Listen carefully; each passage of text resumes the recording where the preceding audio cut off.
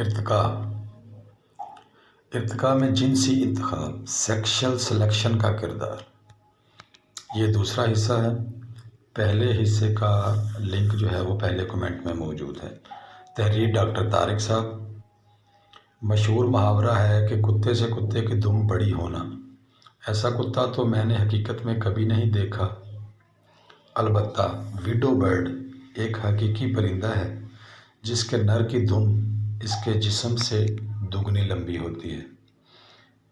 اس لمبی اور وزنی دم کی وجہ سے اس پرندے کو اڑنے میں شدید مشکل پیش آتی ہے۔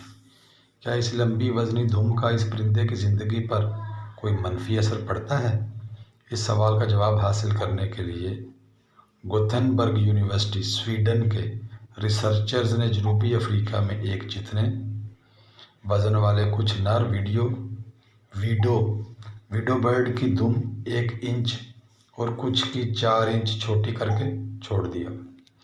بریڈنگ سیزن کے بعد جب دوبارہ ان پرندوں کو پکڑ کر جائزہ لیا گیا تو لمبی دم والے پرندوں کا وزن چھوٹی دم والے ویڈو برڈز کی نسبت کم تھا، یعنی دم کی لمبائی کی قیمت پرندوں کو زیادہ محنت یا توانائی یا وزن کی صورت میں ادا کرنا پڑتا ہے، یعنی نر کو اپنی خوبصورتی کی قیمت ادا کرنی پڑتی ہے۔ یہ بھی یاد رہے کہ زیادہ خوراک توانائی کے حصول کا مطلب نہ صرف زیادہ محنت ہے بلکہ زیادہ دیر تک شکاریوں کی نظر میں آنا بھی ہے۔ امریکہ میں پائے جانے والے فیروزی جسم، پیلے سر اور کالی پٹی والے گردن کے حامل نر لیزرڈ چھپکلی کی مادہ خاکی رنگ کی ہوتی ہے۔ کیا قوس قزح جسم کے حامل نر کو اس خوبصورتی کی کوئی قیمت چکانی پڑتی ہے؟ یہ دیکھنے کے لیے اوکلاہوما یونیورسٹی کے محققین نے نرم مٹی کے بنے نر اور مادہ لیزرڈز کے پتلے پینٹ کر کے صحرا میں رکھ دیے۔ ایک ہفتے کے بعد 40 میں سے 35 نر پتلوں پر سانپوں کے حملے اور پرندوں کی چونچوں کے نشان ملے، جبکہ 40 مادہ پتلوں میں کسی ایک پر بھی ایسے نشان نہیں ملے۔ اس مشاہدے سے واضح ہوا کہ نر لیزرڈ کو خوبصورتی کی قیمت ادا کرنی پڑتی ہے اور یہ قیمت زندگی کو درپیش خطرات کی صورت میں ہوتی ہے۔ کیا یہ خصوصیات واقعی خطرناک ہیں؟ یہ تو شواہد سے واضح ہو گیا کہ ان بھڑکیلی خصوصیات کی وجہ سے نر کی اوسط متوقع زندگی مادہ کی نسبت بہت کم ہوتی ہے۔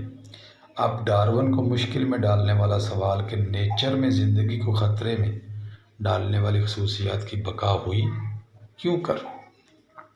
ارتقاء کی کہانی۔ پچھلا حصہ کے شروع کی قسطوں میں کہیں لکھا تھا کہ ارتقاء کے ضمن میں بقا کسی جاندار کے زندہ بچنے یا بچ جانے کو نہیں بلکہ تولیدی طور پر کامیاب نسل پیدا کرنے کو کہتے ہیں۔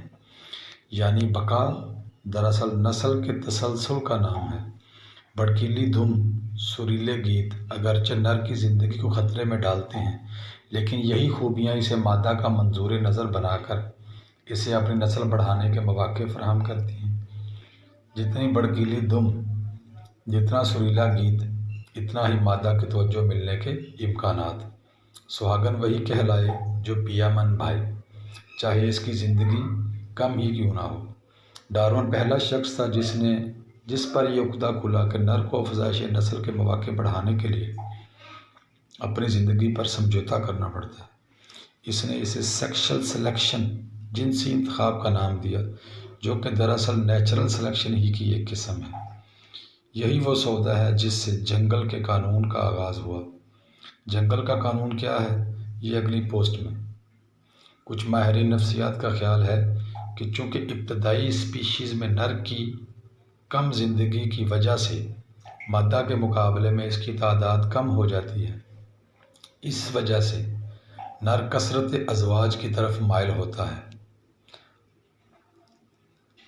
شاید گپ ہی مارتے ہیں، لیکن بہرحال ایک بات تو طے ہے کہ نر اپنی خوبصورتی یا خوشنوائی کی نمائش کرتا ہے تو اس کے شکار کے لیے کئی شکاری اور انتخاب کے لیے پاس پڑوس میں ایک نہیں کئی مادائیں متوجہ ہوتی ہیں۔ نیچر نے نر کے اوپر سلیکشن کا دباؤ ڈال کر اسے اپنی نمائش پر مجبور کیا ہے، تو بدلے میں اسے کچھ تو دینا تھا، ورنہ ایسی خصوصیات وقت کے ساتھ ناپید ہو جاتی۔ یہ ڈارون کے سوال کا جواب تھا۔ نیچر نے نر کے ساتھ سودا کر کے اس خصوصیات کو دوام دیا ہے، لیکن سوالات ختم نہیں ہوئے۔ کیا انتخاب کا حق صرف مادہ کے پاس ہی ہوتا ہے؟ کیا جنسی انتخاب میں نر کا کوئی براہ راست کردار ہوتا ہے؟ مادہ خوبصورت پروں یا جلد، لمبے چوڑے سینگوں یا سریلی آواز کے بغیر نر کو کیسے راغب کرتی ہے؟ اور نفسیات کے اسٹوڈنٹس کے لیے اہم سوال، کیا نر اور مادہ کے درمیان جسمانی فرق اور نسبتاً جنسی انتخاب میں ان کا مختلف کردار ہماری شخصیت اور رویوں پر اثر انداز ہوتا ہے؟ خود نمائی اور شوخیاں، فلرٹ وغیرہ نر کی چوائس ہے یا پھر مجبوری؟ کیوں کرتا ہے نر یہ سب؟ ان سوالات کے جواب اگلی ویڈیو میں۔